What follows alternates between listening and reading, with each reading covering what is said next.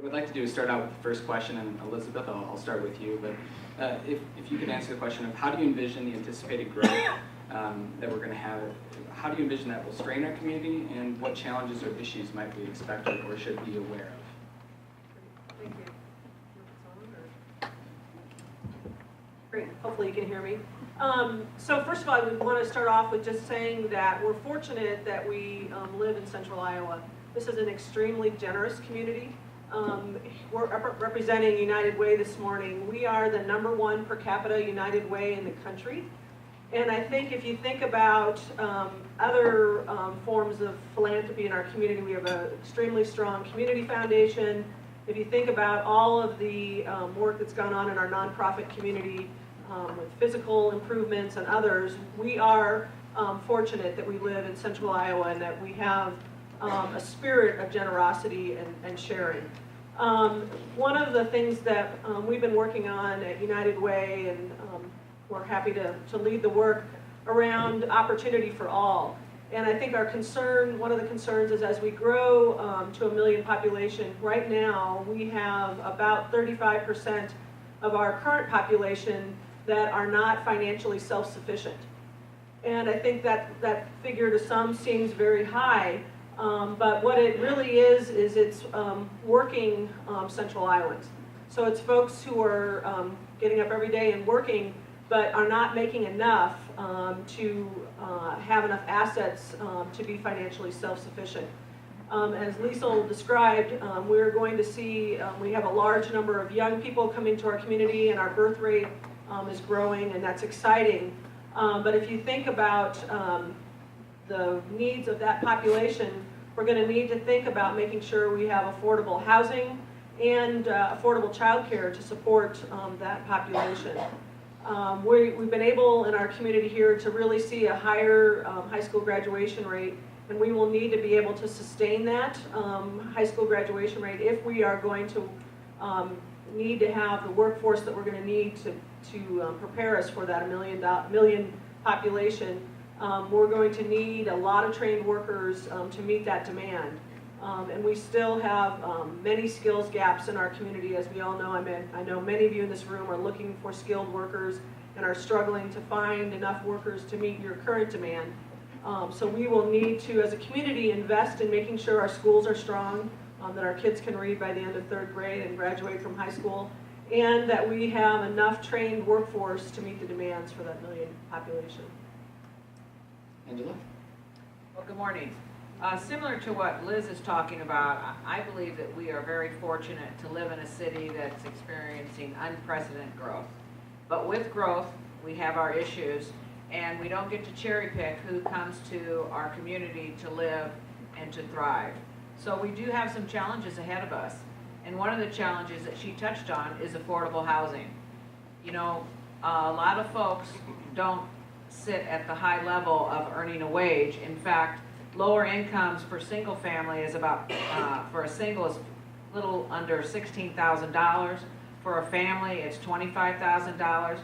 So when you figure that out, they spend about 68% of their income on housing. That's not a lot of money left to figure out how they're going to survive and make choices.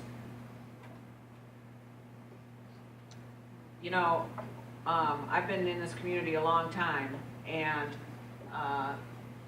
as I said, we're doing great things, but my issues involve housing, transportation, and not leaving the most vulnerable behind. So I want to make sure the business community has an awareness on the folks that could potentially affect. I'm surprised that we have all these young people that are coming here. That is very exciting to me.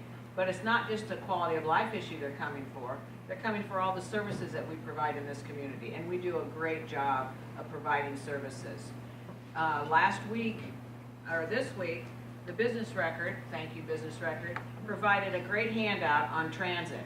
One of the main things that we have to focus on is all of our transportation needs in our community.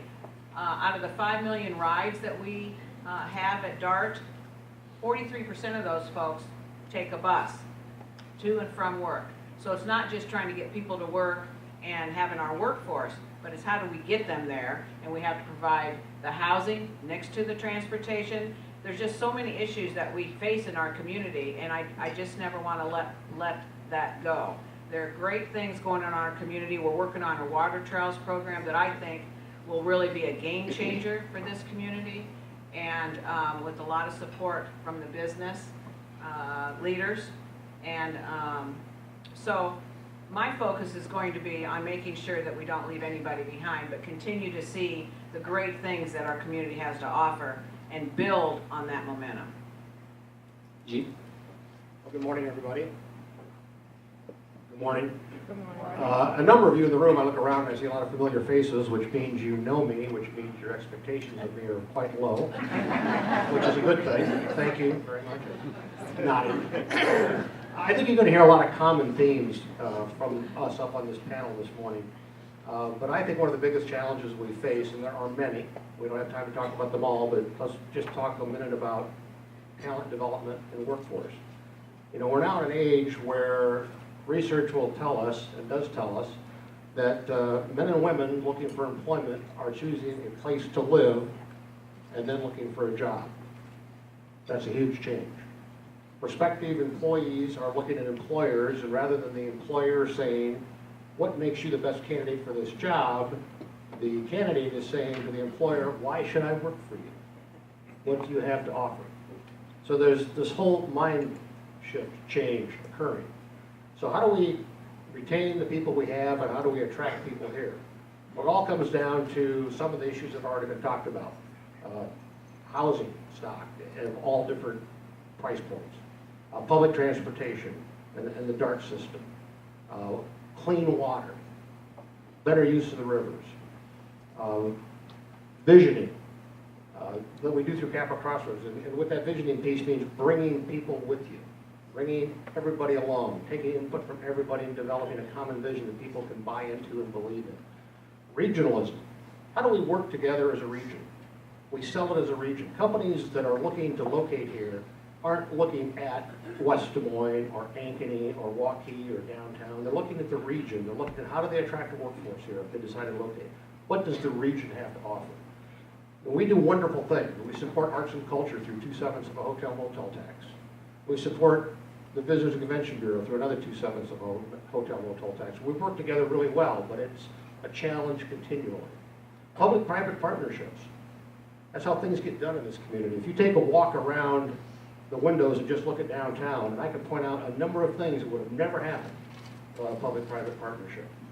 And then leadership.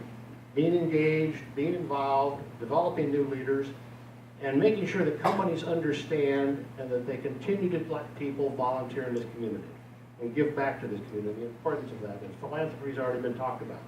So we have a great record, a lot of great things to work on, and I'll leave with one quick story. And that is, each year we invite 4 or 5 people here who are professional site developers who represent companies all over the United States, and they're trying to find the places to expand or move their businesses. So I'm having lunch with a site selector here not too long ago from Indianapolis, who said, you know, Gene, you have an advantage here that most communities don't have. And I said, what's that? And he said, choice. I kind of looked at him and I said, well, that's an interesting term. What do you mean choice? And he said, well, 10 years ago, you didn't have a vibrant, healthy downtown. You do. Lots of housing choices, lots of entertainment, good restaurants, good employment base, more and more people living downtown. So if you want to live downtown, you can now live in a vibrant place. But you know, if that's not your thing, you're surrounded by a number of wonderful suburban communities. A lot of commonality in those suburban communities, but a lot of unique things also. So you can go to the suburbs. And then if you say, you know, I don't think I want to live in this environment, I kind of want to live more in the country, you can go out and buy an acre or two and live in the countryside. And the beauty of that is, back to your earlier point, you can be anywhere you want to be in this metro in 20 minutes. There are very few places that can offer that kind of choice to prospective employees. Thank you. Liesl?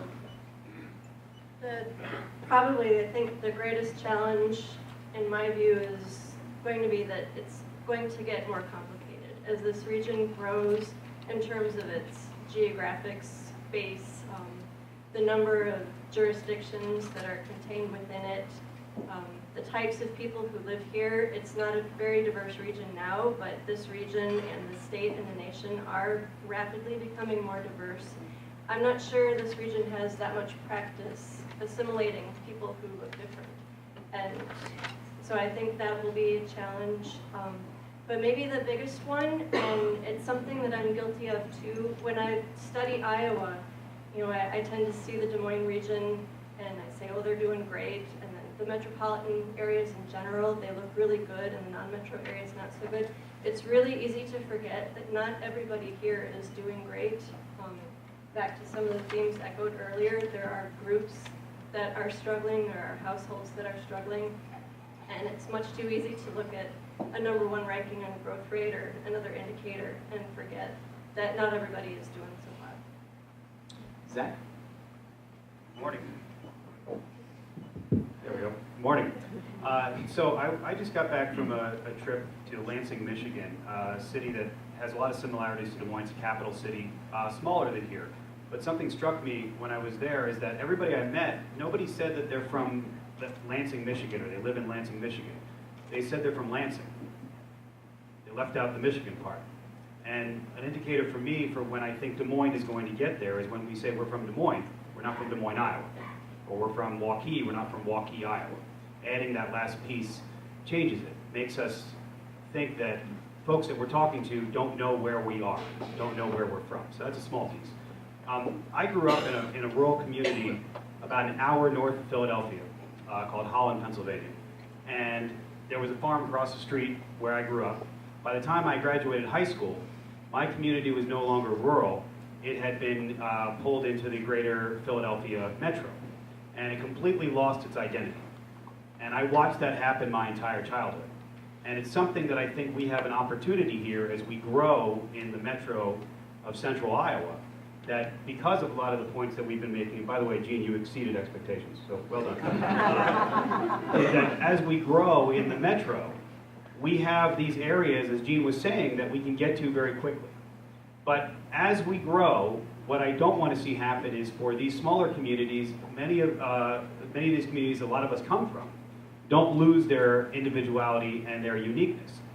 And it's my belief that by 2030 or 2035, the Des Moines metro is going to be oversaturated. And my definition of oversaturation is simple, is can you be 25 and find an affordable apartment in downtown? And that's even a little bit of a struggle today. And it's only going to get worse. And that's not necessarily a bad thing, but it's something we have to pay attention to. So as we grow, the 45-minute ring around the Des Moines metro is not going to be 45 minutes. It's going to be 90 minutes. But it's not going to take 90 minutes to get there. It's going to take 60. And that, if that's true, that puts a place like Fort Dodge into the Des Moines metro. What does that mean? What is Fort Dodge doing to maintain their individuality? What is Creston doing? What is Jefferson doing? What is Marshalltown doing? What is Newton doing? So that's where a lot of my focus is right now as we grow, and also as we pull more people into the metro from these smaller communities, as they get pushed out of places that surround here, but also the larger cities like Chicago, Minneapolis, and so on that have been oversaturated for more than 2 decades. As people leave there, the first 3 worlds of people that always leave are artists, entrepreneurs, and immigrants. And not surprisingly, those are the 3 worlds of people that tend to make communities unique. And those are the folks we need to be welcoming into our community. So we need to have a focus on, as we grow, how do we work with rural areas and not against them.